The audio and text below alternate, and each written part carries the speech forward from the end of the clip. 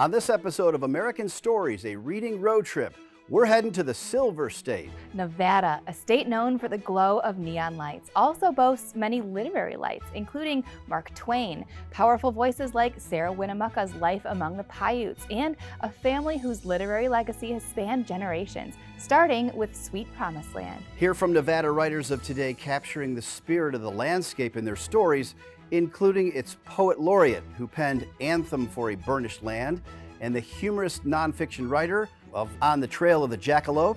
Join PBS Books, the Library of Congress, and Nevada Humanities on a literary adventure through Nevada. This is American Stories, a reading road trip.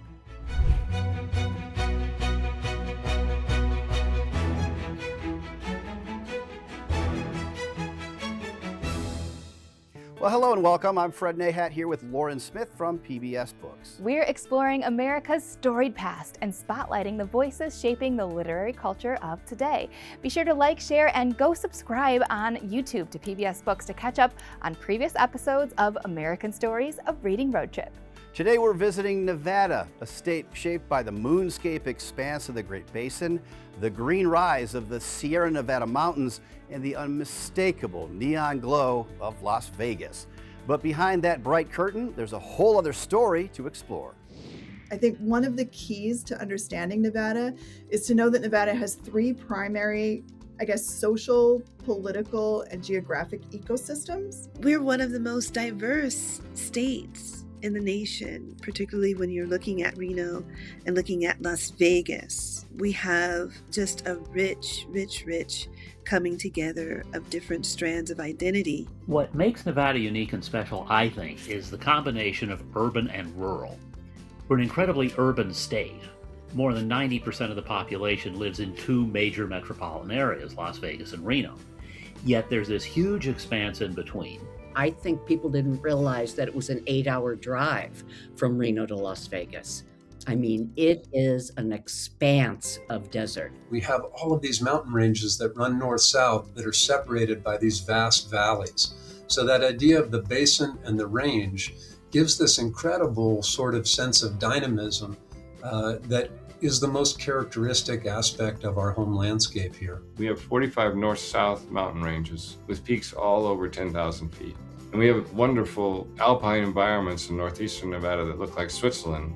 And we have, beautiful deserts, the Mojave down south, and our desert up north, the high desert. 85% of Nevada is public lands, which means that you can drive out into the middle of the desert, pull off on the side of the road, pitch a tent, and hang out around a campfire and read a book. You can also climb up into the mountains near Lake Tahoe, and you can be at the beach and reading a book. So I think from a book reading standpoint, it's hard to beat. I believe that there's something really special about Nevada in that there's a story around every corner and underneath every hill and rock that's just waiting to be discovered. So whether you find yourself in an old ghost town, in the forest surrounding Lake Tahoe, or walking through the streets of the Strip in Las Vegas, you just never know what might await you.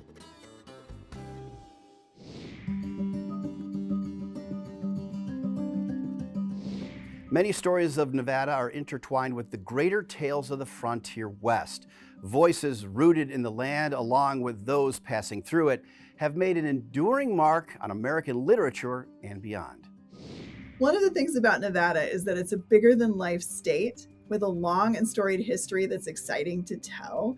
And that history reflects so many aspects of the larger story of the American West. When we talk about pioneers and pioneering women, Sarah Winnemucca, who is Takmatoni in her tribal language, she served as a translator between federal soldiers and the indigenous people of the Piutes, upon whose ancestral lands I now stand. But she wrote the first book by an indigenous woman in the United States, Life Among the Piutes, and was part of a Native American rights movement. It's apocryphal in that it begins to articulate in a very real way what we as people did to an entire culture. We wiped them out. And so, it helps us to remember how important her voice was, the voice of the Paiute, the voice of the Shoshone, and all the other tribes that have lived here. And to me, what's amazing about it is here you have this indigenous woman who is living in a really politically embattled time. But she's so politically savvy, and she tours the East Coast, meets with politicians, makes her case. And the Winnemucca family contributed what they could in curtailing violence and perhaps even standing in the gap. Sarah was controversial among her own people because of the work she did with the federal government, and her advocacy might not always have been exactly what other Native Americans wanted. But considering she is alive in a period where women were expected to be seen and not heard, and especially Native American women, she's a marvel. And it says something that each state gets 2 statues in Statuary Hall on Capitol Hill. And the second one, finally, in the early 2000s, people realized it's got to be Sarah Winnemucca. In many ways, Nevada's literary history follows the story of the history of the West. Our foundational storytellers are, of course, the Native people and their descendants who've lived in Nevada for millennia. And when colonial settlement began, explorers, trappers, soldiers, settlers, cowboys, miners, all kinds of people from all walks of life wrote in their journals and diaries about what they experienced and what they saw around them. And these people and their stories helped shape our understanding of both Nevada and the broader Western experience. And so we have pioneer writers such as Ida Meacham Strobridge and Virginia Reed Murray, Helen Stewart, Sarah Royce, who talk about their experiences when the land was new and all that they had to wrest from the soil and the wind. And there's also a federal report by a captain with the U.S. Army Topographical Corps, John Charles Frémont. Now, his wife had a lot to do with the literary quality of his report. And his report was important in terms of the concept at the time of manifest destiny. It was important in terms of attracting people to the West and to the sense of adventure. But you also get people who've gone to the gold rush, who've come to Nevada, who tell their stories. And sometimes their stories aren't quite, shall we say, the truth. Many of those frontier writers are documenting, of course, real conditions, for example, on the mining frontier in the 1870s, let's say. But also, those writers are really engaged in tall tales. And the sort of storytelling that they do is really hyperbolic, really exaggerated, often sort of calculated to try to fool a rube, an Eastern reader who doesn't really know what life in the frontier West is like. And so I think part of the literary legacy in our state is people who are able to use humor to make their experience of the landscape and culture larger than life. I feel like it's virtually impossible to talk about American literature without mentioning the name Mark Twain. He was one of our most influential and pioneering authors. He was also a really great humorist and writer, and his words and legacy can still be felt today. Now, Samuel Clemens became Mark Twain in Nevada. He started using the name as a reporter in his late 20s at a magnificent newspaper, the Virginia City Territorial Enterprise.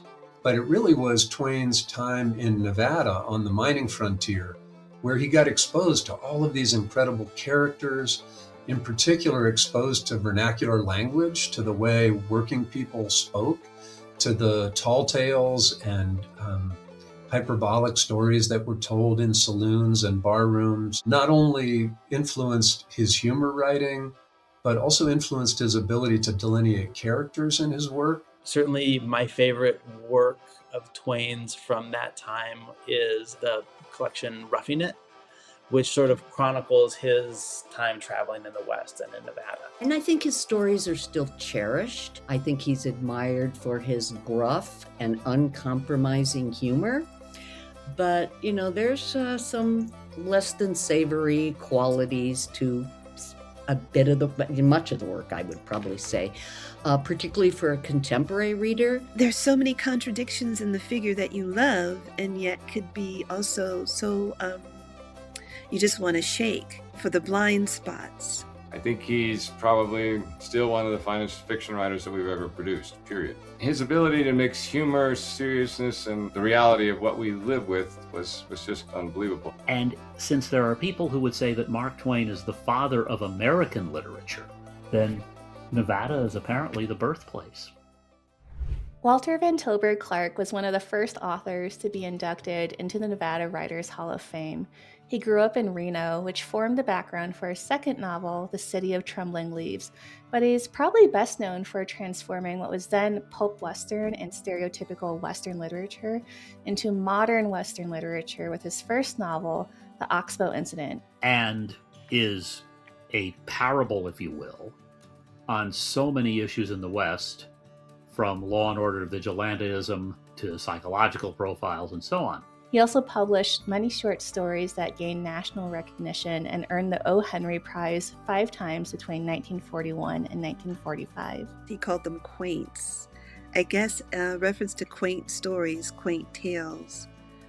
And according to contemporary writers and, hail fellow well-mets around town in Virginia City, claimed that he was a better storyteller than Mark Twain. I love Walter Van Tilburg Clark. I kind of read him when I was in my late teens and early 20s, and he has a book called The City of Trembling Leaves, which is about Nevada. It's about a kid growing up in Nevada, and it's just this beautiful, ethereal book about childhood. And the book itself, that coming of age, coming into self as an artist and trying to figure out how you fit into a particular place, I think is the type of story that resonates with readers no matter where they are, particularly if they have an uncertainty of self, and who doesn't.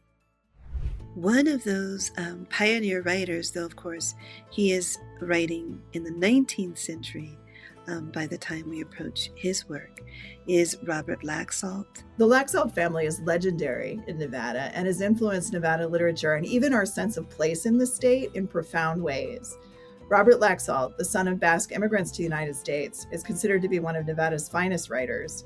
His book Sweet Promised Land has influenced countless other writers, both in Nevada and across the globe. It's not really possible to overstate his influence. Robert Laxalt founded the University of Nevada Press and wrote 17 books, 4 of which were candidates for the Pulitzer Prize. He also wrote for National Geographic and served as a professor at the University of Nevada, Reno's Reynolds School of Journalism for 18 years, teaching magazine writing and literary journalism. And Robert's brother, Paul Laxalt, was an attorney and served as governor of Nevada. And Robert's son, Bruce Laxalt, was a poet and an attorney as well. And Robert's daughter, Monique Laxalt Urza, is also a writer. She's a novelist and also an attorney. And her son, Gabriel Urza, Robert Laxalt's grandson, is also a novelist and also an attorney and has emerged as one of the strongest voices in Nevada literature today. So when I finished law school, I came back to Reno and I worked as a public defender for about 5 years. And the job of being a public defender is the job of being a storyteller in many ways. And so I felt like in that job, I was entrusted with my clients' stories, and I was limited by the constraints of what I was legally allowed to talk about, what the evidence said, what testimony would allow. So in some ways it wasn't intentional, but I think that it was really my first foray into formal storytelling. And what happened to me is what happens to many public defenders after 5 years, which is that I totally burn out. And luckily at that time, I took an evening class with a professor who is still one of my closest friends, Christopher Koch, up at the University of Nevada, Reno. And Chris is an amazing writer. And I wrote my first short story in his class, and he pointed me towards grad school. And that was something that really changed my life. So my first book is called All That Followed, and I think it really is channeling my experience as a public defender. My second book just came out this last year. It's called The Silver State, and it is much more of a Nevada book. And it is about a young public defender who comes back to his hometown in Reno and gets thrown into the deep end of the criminal justice system. When I'm thinking about The Silver State, I hope that readers consider what the role of the criminal justice system is, who it decides to protect and who it decides to discard, essentially. and the way that that resources are allocated, and the way that that allocation reflects who and what we value.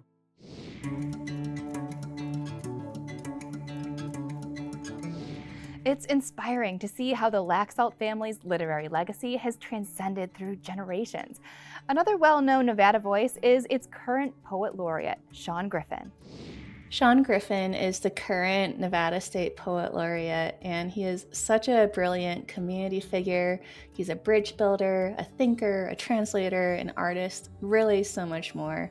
His work teaching creative writing and poetry in prisons has changed the lives of our incarcerated population for the better, and he continues to champion important social justice work in rural communities in northern Nevada. When I moved up here, as I mentioned, I got lucky and got a job at the community college, and they had a program in the prison, and I said I wanted to do that. I got tired of teaching for credit and grades and everything else because people were coming to the class for the wrong reasons. So at that moment, I stopped teaching for credit and started volunteering, and that was in '89, and I've been doing that ever since then.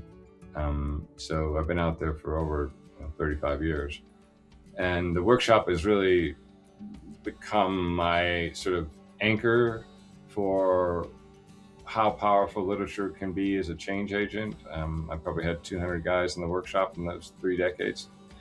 Most of them, almost all of them, have stayed out of prison, which is remarkable. I never say that you have to have this prerequisite or that to become a writer. I say to them, you have what you need, you just need to start. You need to believe it. And you need to find a way to let the person inside come out or resurface again. And frequently the guys will tell me that they never had that experience in their life, or maybe ever had anyone tell them they write anything or said anything worthwhile. It's life-saving, and that's why it's so important. And now my role as the Poet Laureate for the state, my major project is to replicate the workshop across the state. So we're getting or have gotten a creative writing workshop started in all the state's prisons, and we're down to like the second to last prison now. And out of the 6 prisons, we hope to be in all of them by, say, spring, but we're in 4 now. Another remarkable poet who found her voice in Nevada is Gail Marie Pahmeyer. Gail Marie Pahmeyer is an award-winning poet and author. She's won multiple fellowships from the Nevada Arts Council. She's been awarded the Governor's Award for Excellence in the Arts in Nevada, received an Academy of American Poets Laureate Fellowship, served the city of Reno as its first poet laureate, and she's our state poet laureate emeritus, as well as part of the Nevada Writers Hall of Fame. I'll talk a little bit of bone, of ash, of ordinary saints. And so I was fortunate enough to get a grant from the Nevada Arts Council. And my project was to travel around the state of Nevada and visit as many state parks as I possibly could and take notes that could become poems or stories. And I actually thought that I would transition away from character-based poetry and concentrate more on landscape, because I would be in these just incredible, sublime, and awe-inspiring places. But I found that I was most drawn to the stories that people at the parks had to tell. So I found myself still doing character-driven work, and it was an exciting project. And I really just thought it was going to be a personal project to fulfill my obligations to the Nevada Arts Council. But I ran into a young publisher, and I told him about the work, and he said, I want to see it. And within 2 weeks, he called me up and said, we're publishing this book. But I'll tell you what, the most rewarding experience for me is when I'm giving a reading, for example, and someone in the audience will come up afterwards and said, you know, that was my story. You told my story. Or I know that person you're writing about. I have met someone exactly like that. Or my mom used to scrub the kitchen with those squeaky rubber gloves also. Some little detail. And I think that's the best compliment I can get. And that to me is really what it's all about.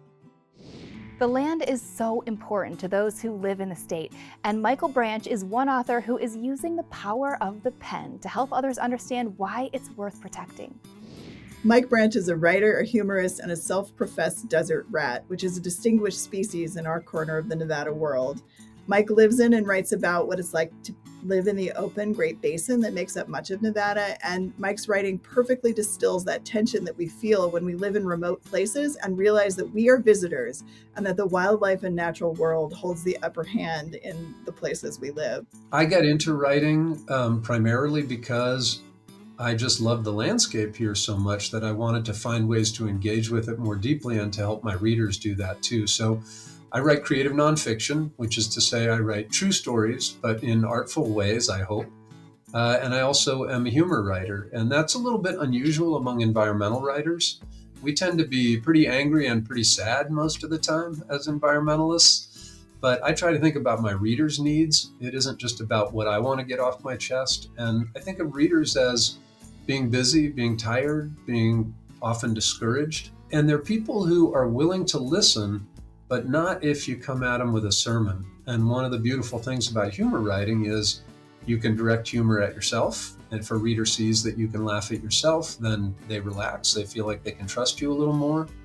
But also there's just, there's plenty of absurdity to go around in the world. And instead of always being discouraged by that, the humor writer's challenge is to transform that into something that can actually bring joy or insight. At the root of everything I do is the ambition to help readers see how beautiful and valuable this landscape is. And as far as I'm concerned, places are like people. If we get in the habit of saying that some are more beautiful or more important than others, then that has real consequences for how we treat them. As with people, if we don't dehumanize them, if we respect them, if we see them for who they are, we're much more likely to treat them well. And I'd like to see the landscapes of the Intermountain West treated well, which in many cases they haven't been. So the role of art is in part to help us re-examine those cultural assumptions in ways that might help us to become more responsible in our stewardship of the land.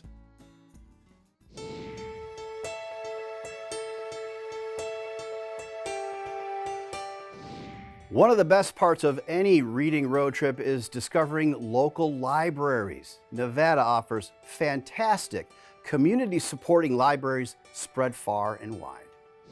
I love working with our librarians in Nevada and visiting new libraries whenever I can.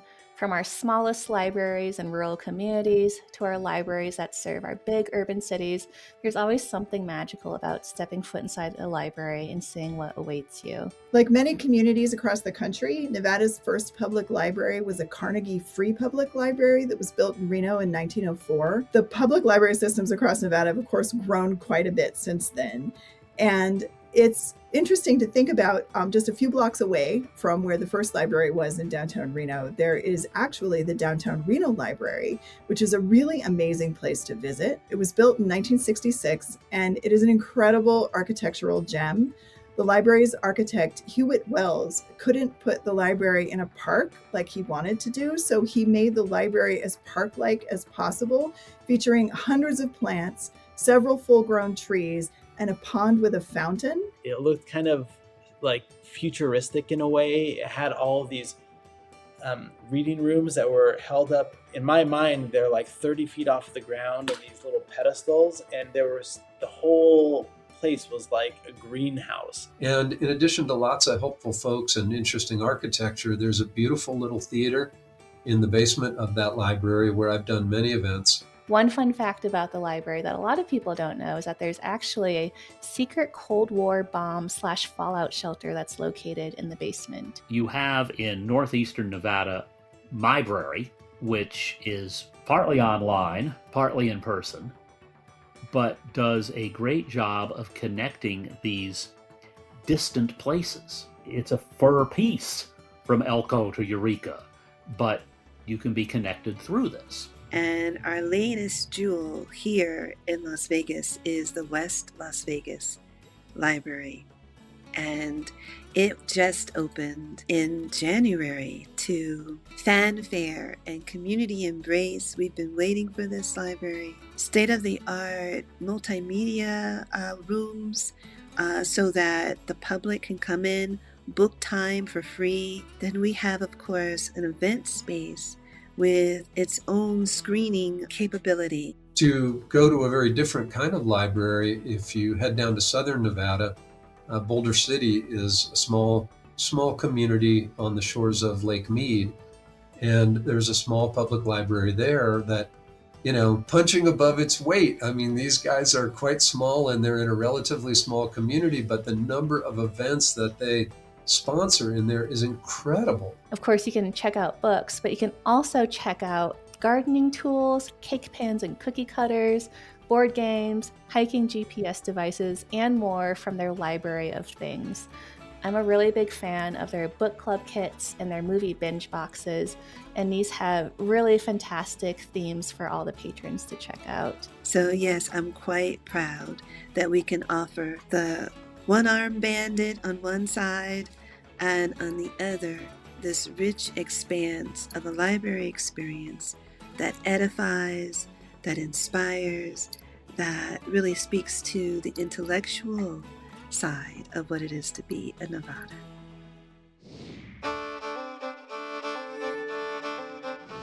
Nevada's independent bookstore scene is one you won't want to miss. Across the state, from mountain towns to desert cities, you'll find quirky, creative bookstores that truly stand out. Nevada has a very grassroots independent bookstore scene. There are a lot of small, specialized bookstores that help charge the state with literary energy. I'm thinking about Thistle and Nightshade, Grassroots Books, Las Vegas Books, stores that sell used and rare books, Barnes & Noble, and many more smaller bookstores that serve book lovers across the state. Book lovers can't go to Las Vegas without making a pilgrimage at the Writer's Block near the Arts District.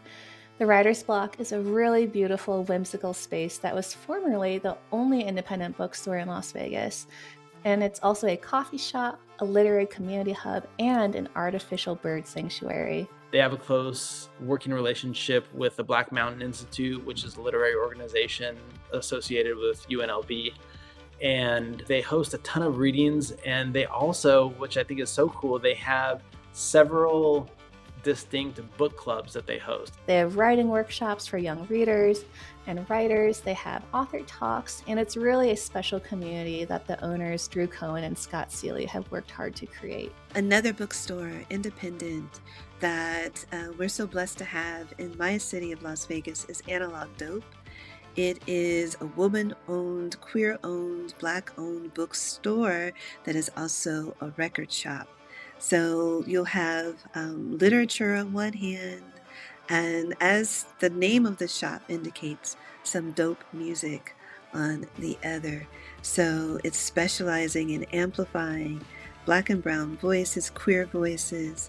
So it is must-stop shopping for anyone coming through Las Vegas. The Radical Cat is a bookstore in Reno that's a cozy home for both cats and people. It's a feminist bookstore that focuses on literature from diverse and marginalized voices, but it's also a community hub and a cat adoption center. The Radical Cat's sort of philosophy is that this is a place where the most vulnerable can come and find something that will resonate with whatever it is they need right now. But I think everyone in the Northern Nevada communities, and particularly here in Reno, is so appreciative that this gem exists, the Radical Cat. So I really love the idea that, a bookstore doesn't have to be a giant warehouse full of a zillion books you've never heard of. It can also be a small selection of books for sale that are curated by somebody who really loves books, which is certainly the case at the Bristlecone General Store in Baker, and at lots of other places in the rurals in Nevada where the bookstore gets folded in with other kinds of businesses that serve multiple purposes in a small community.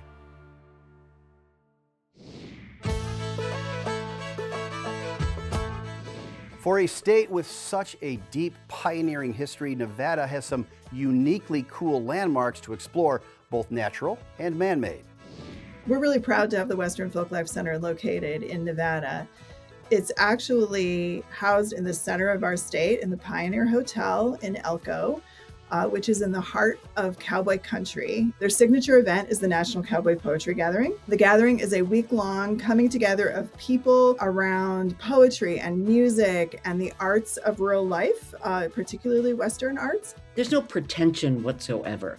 These are just really honest voices who have decided to hone their craft and tell these rich stories about cowboy culture in Nevada and far beyond. I happened to be in Elko during one of them and was able to pop into a few events, and it's rowdy and it's raucous, and it reminds you that literary events don't have to be very stuffy. Head up to Virginia City, historical Virginia City. That's where Mark Twain and his buddies did all their drinking. So you can go to the Bucket of Blood Saloon in Virginia City and order a whiskey and look out over that landscape and really imagine what it would have been like for writers and storytellers in the 1870s and 80s. If you're visiting Virginia City, one place to check out would be Piper's Opera House.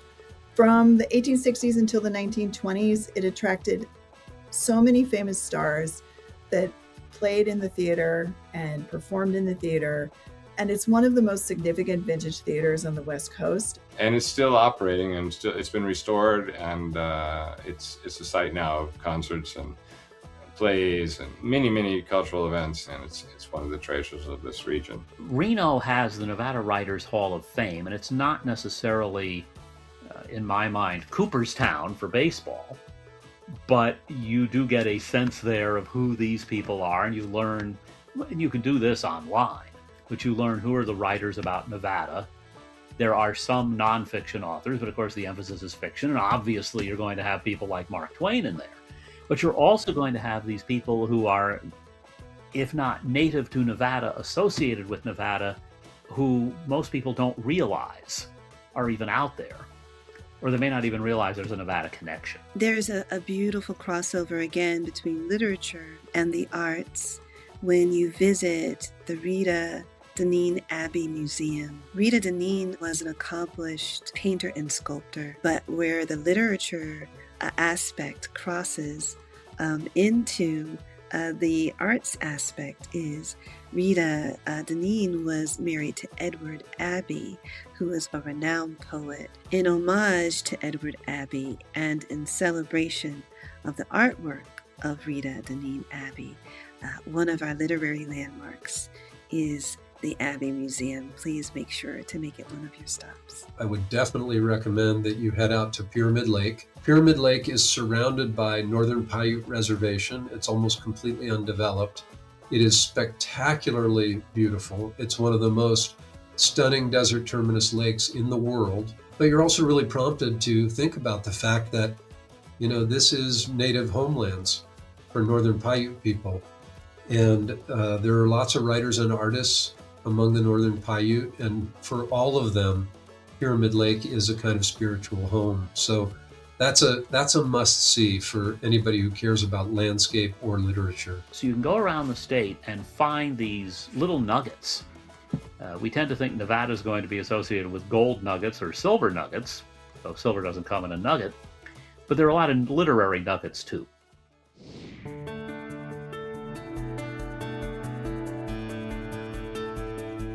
Today's journey through Nevada's literary landscape is part of a bigger celebration. 2026 marks the United States' 250th birthday. To celebrate, we're exploring the stories, authors, and books that define each corner of the nation in partnership with the Library of Congress and local centers for the book. You might know that the Library of Congress is the largest library in the world, but what you might not know is they've established a local center for the book in all 50 states and 6 territories. Their mission? To make the Library of Congress and its resources even more accessible to all Americans. I'm Leanne Potter, the Director of Professional Learning and Outreach Initiatives at the Library of Congress. The Library of Congress is the Congressional Library and the National Library of the United States, and the largest library in the world, with more than 181 million items, from photographs to maps, from motion pictures to sound recordings, from newspapers to manuscripts, and more. Oh, and yes, there are books, millions of them.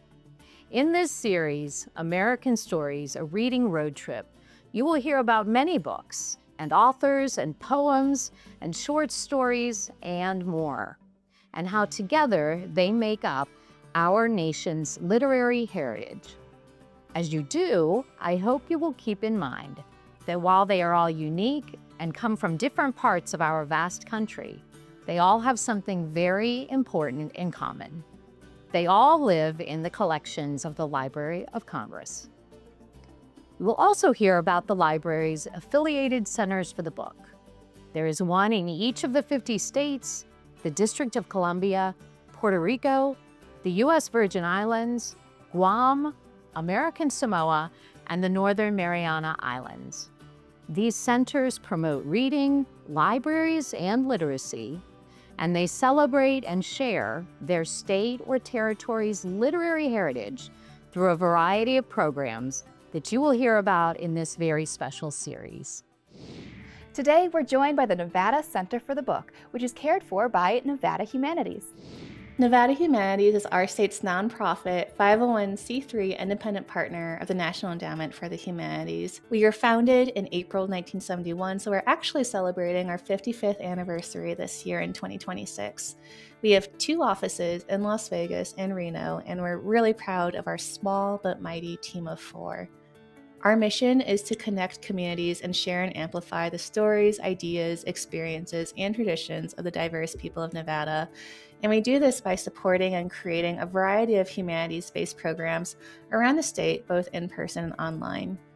The Nevada Center for the Book is one of those programs, and underneath this umbrella, we work to promote literature and literacy throughout the Silver State with events such as author talks, writing workshops, and a variety of programs and partnerships with all of our local libraries. One of the things that's notable about the Las Vegas Book Festival is that when Nevada Humanities founded the festival in 2002, we made a conscious decision to appeal to all kinds of readers and book lovers and to feature authors from all kinds of genres. If you read mysteries or romance novels or edgy modern fiction, there is a place for you at the Las Vegas Book Festival. The Nevada Humanities Literary Crawl takes place every fall in Reno, and we like to think of it as not just your standard book festival, but really it's a humanities festival that celebrates the written word in all of its forms. Really, it's our literary take on a pub crawl. So there are dozens of author talks, workshops, performances, book signings, and other activities that happen throughout the day. We bring in a keynote speaker to kick off the morning, and then we set book lovers loose across downtown Reno, where they descend upon bars, museums, libraries, and other community spaces for a day full of literary adventures. Sagebrush Sandstone emerged out of our statewide reading program, Nevada Reads, during a time when we couldn't really gather together safely in person. And so we looked to the outdoors and our natural surroundings as a way for people to still interact with and engage with their surroundings and one another to think about the humanities. It's hard to describe exactly what it is, so I like to tell people it's a part nature guide, it's part poetry anthology, and it's also part workbook that includes creative prompts and scientific facts to get people inspired. The book's also expanded now to be one of our signature program series of Nevada Humanities, where we encourage Nevadans to explore the outdoors, learn about the cultural and natural history of this region, and foster close contemplation, appreciation, and immersion in the places we encounter. If you'd like to learn more about their literary crawl, the Las Vegas Book Festival, or any of their other programs, visit online at nevadahumanities.org. Today's scenic stop in Nevada is certainly one for the books. Thank you again to the Library of Congress and Nevada Humanities for partnering with PBS Books as we journey across the country exploring the books, authors, and places that define America's story. Have you had a chance to visit any of these places? Tell us your favorite Nevada books or spots that out-of-town book lovers should visit in the chat or comments. If our reading road trip has sparked your curiosity about the landmarks, authors, and literary treasures in your own state, the Library of Congress is a great place to start. Visit in person in Washington, D.C., search its vast digital collections, or connect with your local Center for the Book. For more information on the authors, institutions, and places featured in this episode, visit us at pbsbooks.org/readingroadtrip. And don't forget to like and subscribe so you never miss an exciting episode from PBS Books. And be sure to share this video with all of your friends to start planning your next reading road trip. Until next time, happy reading.